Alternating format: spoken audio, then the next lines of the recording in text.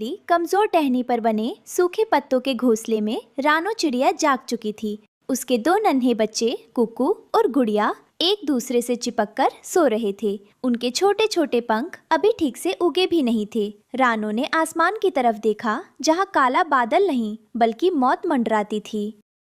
दाना तो लाना ही होगा। पेट की आग इन मासूमों को सुलाने नहीं देगी। पर भगवान, आज फिर इन्हें अकेला छोड़कर जाना पड़ रहा है। उस बेरहम कालचील से मेरे बच्चों की रक्षा करना। उसने प्यार से कुकू और गुड़िया को पंखों से सहलाया। दोनों की आंखें खुल गईं। माँ, इतनी जल्दी जा रही हो? मुझे डर लगता है जब तुम नहीं होती। हाँ माँ, मत जाओ ना।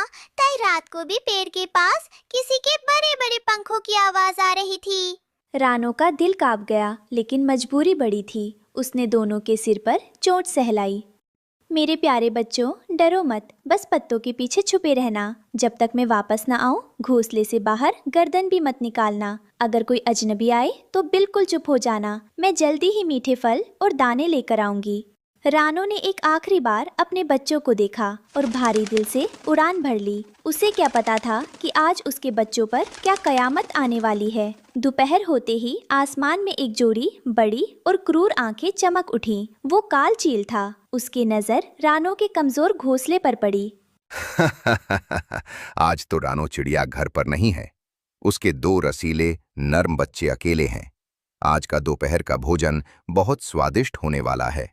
चील तेजी से नीचे झपटा। हवा के दबाव से घोंसला हिलने लगा। कुकू और गुड़िया ने आंखें खोली तो सामने यमराज जैसा चील खड़ा था।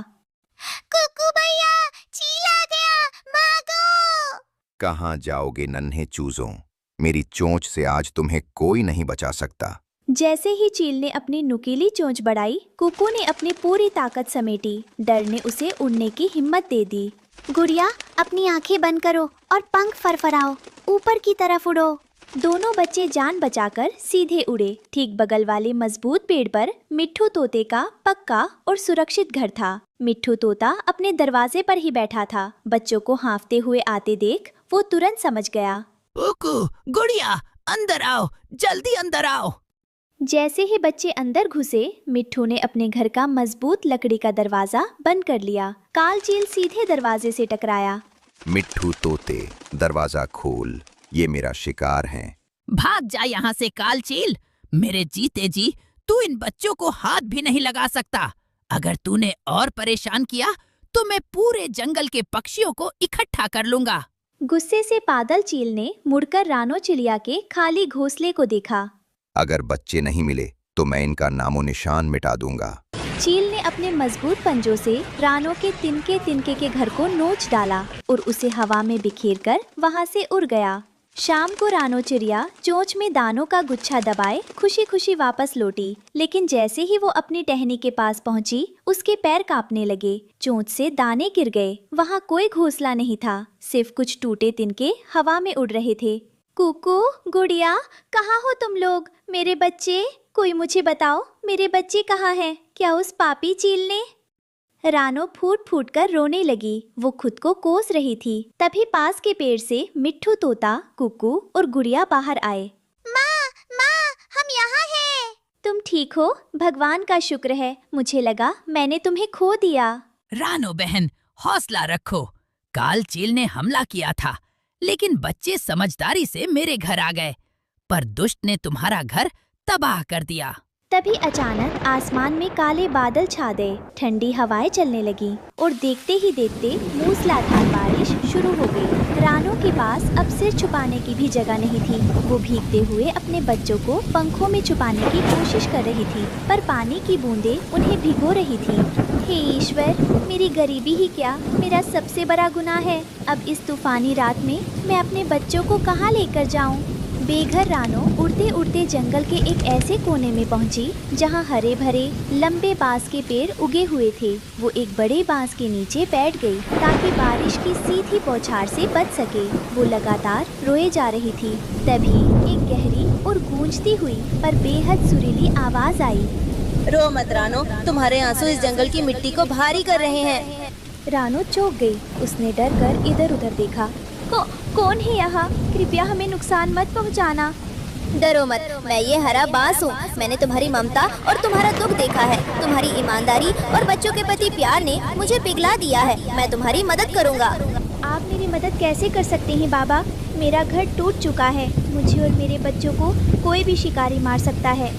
रानो, मेरी सूखी हुई टहनियों और पत्तों को काटो, उनसे अपना घर बनाओ। मैं साधारण बांस नहीं हूँ, मैं एक जादुई बांस हूँ। जो भी दिल से सच्चा होता है, मैं उसकी ढाल बनता हूँ। रानो ने जादुई बांस को नमन किया। उसने तुरंत अपनी चोंच से बांस के चमकीले और मजबूत पत्तों और लकड़ियों को इकट्ठा करना शुरू किया। जैसे ही उसने घर बनाना शुरू किया, एक चमत्कार हुआ। इनके खुद ब खुद एक खूबसूरत, मजबूत और आलीशान महल जैसे छोटे घर के रूप में जुड़ने लगे। वो घर सोने की तरह चमक रहा था और उसमें से एक दिव्य खुशबू आ रही थी। वाह माँ, ये घर तो कितना सुंदर है। इसमें तो बारिश का पानी भी अंदर नहीं आ रहा। रानो, ये तुम्हारा जादुई घर है। अब तुम्हें किसी चीज या शिकारी से डरने की जरूरत नहीं है। अगली बार जब बारिश थमी तो पूरे जंगल में रानो के जादुई और आलीशान बांस के घर की चर्चा फैल गई। सभी पक्षी रानो के नए घर को देखने आए और उसकी किस्मत की सराहना करने लगे। तभी वहाँ कालू कौवा आया। वो स्वभाव से बहुत चालाक, लालची और जलनखोर था। इतना सुंदर घर देखकर उसकी आंखों में लालच उतर आया। अरे वाह रानो, कल तक तो तू भीख मांग रही थी और आज इतना बड़ा महल। ये घर तो इस जंगल की सबसे ऊंची शान है, पर मुझे लगता है ये घर तेरे जैसे छोटे पक्षी के लायक नहीं है। इस पर तो मेरा हक होना चाहिए। चुप कर कालू, जब रानो मुसीबत में थी तब तू कहाँ था? अब उसके जादुई घर को देखकर तेरी लार टपक रही है। तुम बीच में मत बोलो तोते। रानो, सीधे सीधे ये घर मुझे दे दे, नहीं तो मैं इसे तोड़ दूंगा। वैसे भी तू इतनी कमजोर है, मेरा क्या मुकाबला करेगी? कालू कौवे ने रानो को डराकर भगाने के लिए जादुई बांस के घर पर झपट्टा मारा। उसने अपनी चोंच से घर की दीवार पर वार करना चाहा।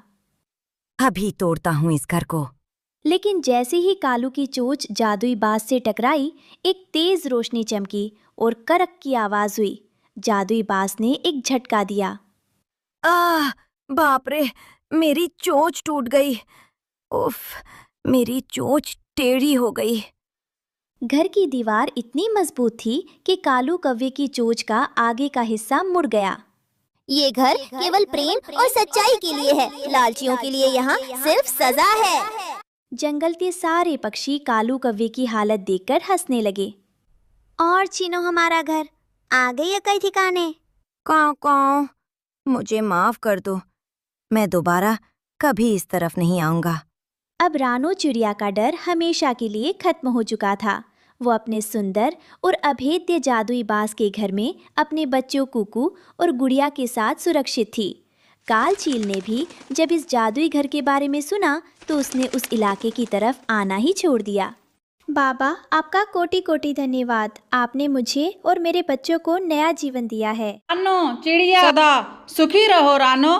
जहाँ पर हिम्मत और हौसला होता है वहाँ पर भगवान कोई ना कोई रास्ता तो दिखा ही देता है। अब रानो को बारिश में भीगना नहीं पड़ता था और ना ही अब उसे अपने बच्चों की चिंता होती थी। अब वो बेफिक्र होकर अपने बच्चों के लिए बाहर जाकर दाना ला सकती थी। और कालू कौवे जैसे और बाज चील जैसे शिकारी जो घूमते रहते हैं जंगल में, अब उनसे भी रानो को कोई खतरा नहीं था। दोस्तों, हमें उस बाज और चील और कालू कौवे की तरह कभी किसी के घर को तोड़ने की कोशिश नहीं करनी चाहिए। हमेशा ईमानदारी और हौसले से काम लेना चाहिए। हम भी फिर जीवन में आगे बढ़ सकते हैं। दोस्तों, आपको यह कहानी कैसी लगी हमें कमेंट बॉक्स में कमेंट करके ज़रूर बताएं। अगर आपको अच्छी लगी है तो कहानी को लाइक करें, औरों को भी शेयर करें